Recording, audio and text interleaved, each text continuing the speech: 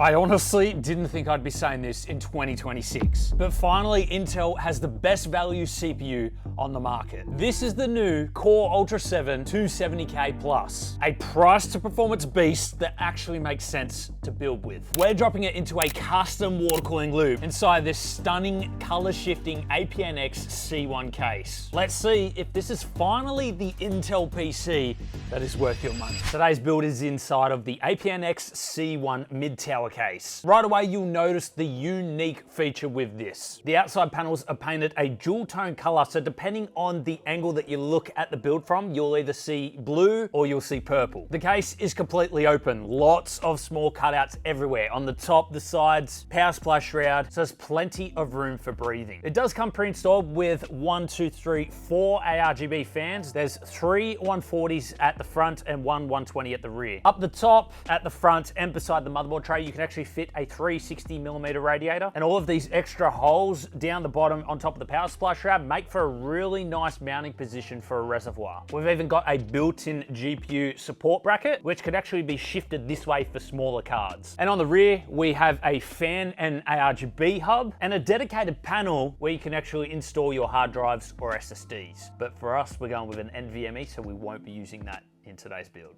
Let's get into it.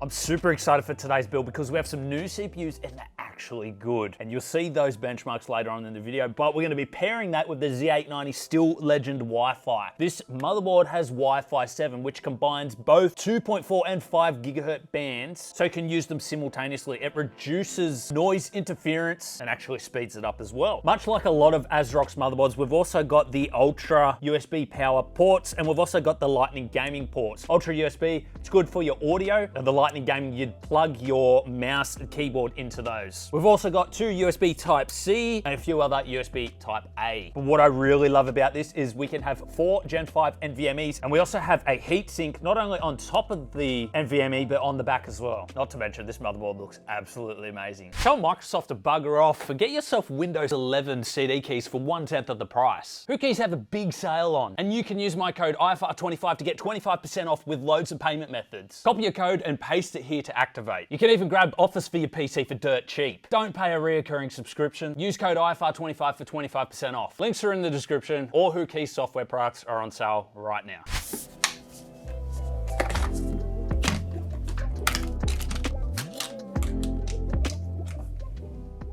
Well, I'm extremely excited about today's build because we get to use some brand new CPUs. We have the Intel Core Ultra 7, this is the 270K Plus, and we also have the Intel Core Ultra 5, which is the 250K Plus. These come in at such a fantastic price point, and we'll talk more on that later on in the video when you see how these perform. But we have 24 cores and 24 threads on this i7. It is a workhorse, guys. Honestly, I think AMD should be scared. Even the Ultra 5 250K Plus has 18 cores and 18 threads. That is fantastic value. These are going to be really good productivity CPUs. Oh, and by the way, 5.5 gigahertz max turbo frequency, 5.3 gigahertz max turbo frequency.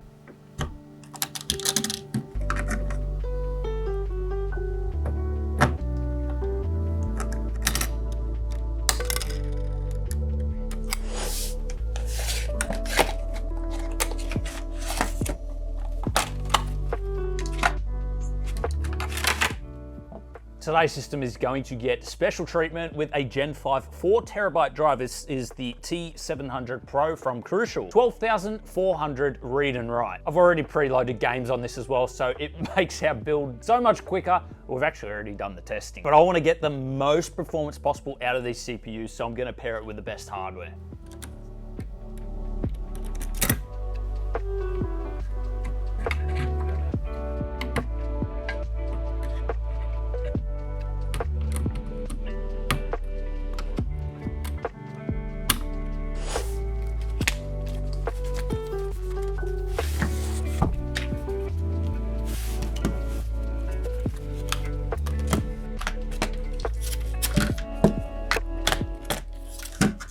For our RAM, it's a little slower than I really want for the build. However, RAM is absolutely crazy at the moment, and so we're reusing some of our older DDR5 RAM. It's a 32GB set, so it's going to be plenty for our rendering and productivity, which is what these CPUs really are for with all those cores. But it only runs at 5200 megahertz, which is a little slower than I want. However, we will get by. Plus, we only have a limited number of white RAM available.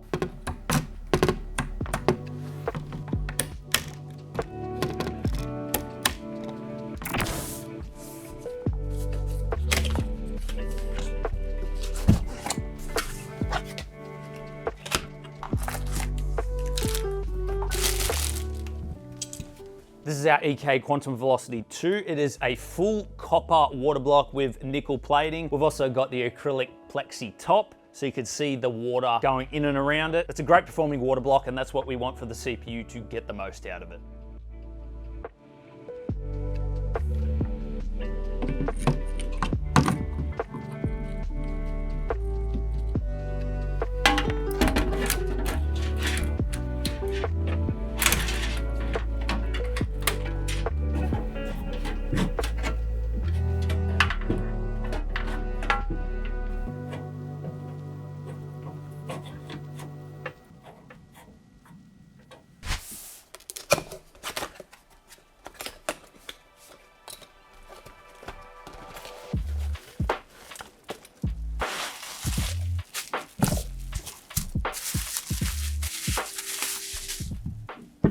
Today we're going with the Unifan SL Infinity Wireless Edition 120s from Lian Li. This one's actually a reverse blade. We've got a few of the normal ones as well. They've got the infinity mirror design on the sides and on the front, but they all connect together and function wirelessly. Yes, they do have one single cable coming off of them, daisy chained together for the power, but then the RGB signal to control the lighting is completely wireless. So those are quite interesting, and they'll be fun to test in this build.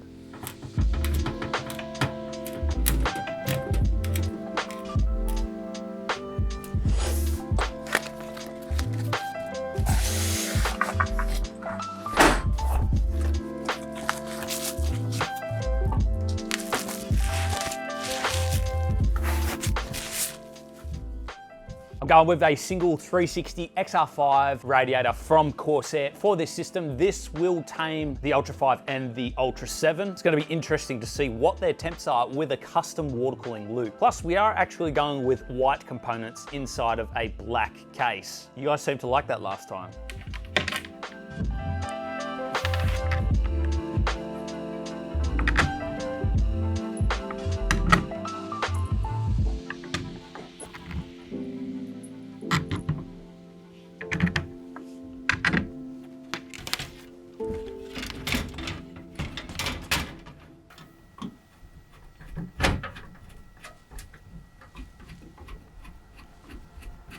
Not enough room there for the tubes to come out. That back fan's gonna have to come off.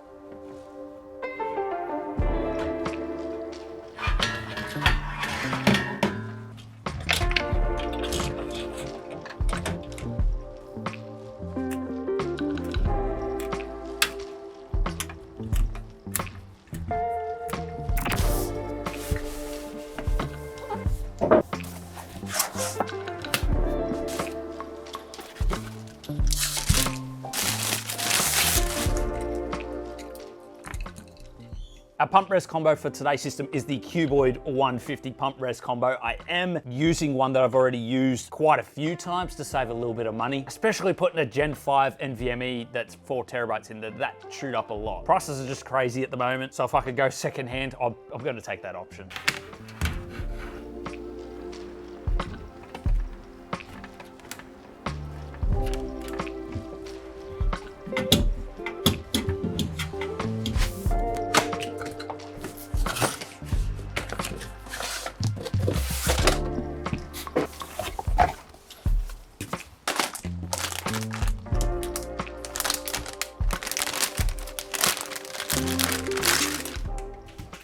For our GPU, we are going with Palet. It's one of our only white ones that we own. I do have a few AMD cards, but we've done a few AMD systems recently. Now, keep in mind, this RTX 5070 is not what I use to test the system with. I actually use an RTX 5090. However, it is black, and obviously I want to keep the theme going throughout the build, all white inside. So this is just a placeholder card for the looks, but the testing was done with an RTX 5090.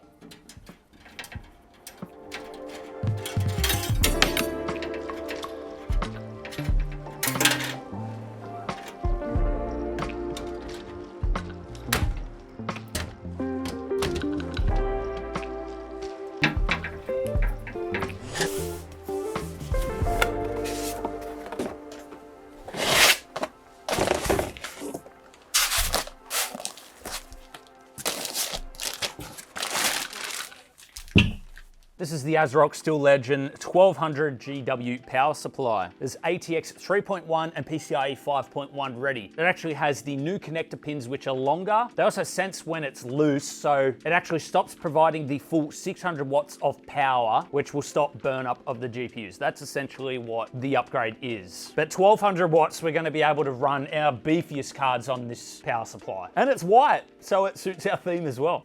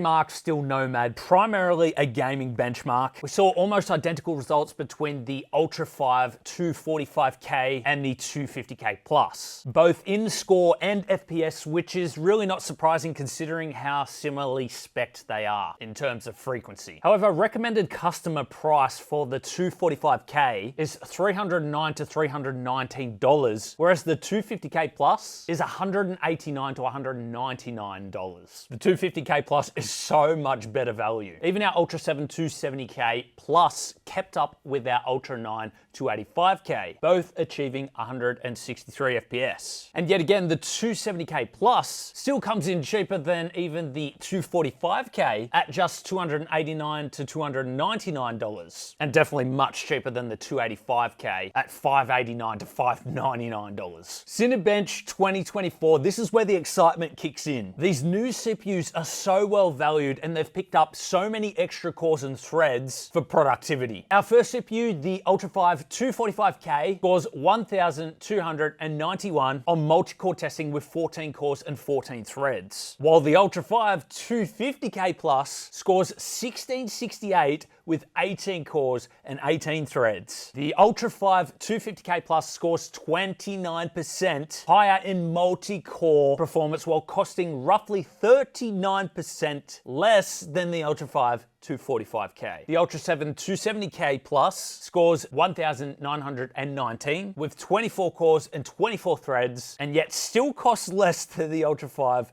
245K. Avatar 1080p medium settings. Everything was as expected except for our Ultra 5 250K Plus. Single core performance is a little bit better. Multi-core performance is so much better compared to the 245K, so the numbers weren't adding up. But I noticed that the 250K Plus was experiencing a much stronger sun glare, which could affect the performance. I reran both CPUs, this time in the dark, and this confirms my suspicions, with the 250K Plus edging out the 245K by about 4%. Doom 1080p medium settings also confirmed this with the 250K Plus, edging out the 245K by about 5%. The Ultra 9 285K was still top dog as to be expected, with its higher frequencies over the Ultra 7 270K Plus. If you're after a new CPU with great gaming performance, but even better productivity performance, you really cannot get any better than these two new CPUs for the price. If you already have a high-end CPU, then there's no point upgrading. The margins just are not there. But if you're after a new CPU, the 270K Plus outperforms the 9700X and comes in cheaper, so it's a no-brainer. Well, thanks for watching. Some really interesting results. I hope you all enjoyed the build. Hope you all enjoyed all of the numbers that we got from these CPUs. I'll leave the links in the video description. And if you enjoyed this funky build, then you're really going to love this video where we built in one of the strangest cases that we've come across. Go check it out. Consider liking, consider subscribing, and we'll see you in the next one.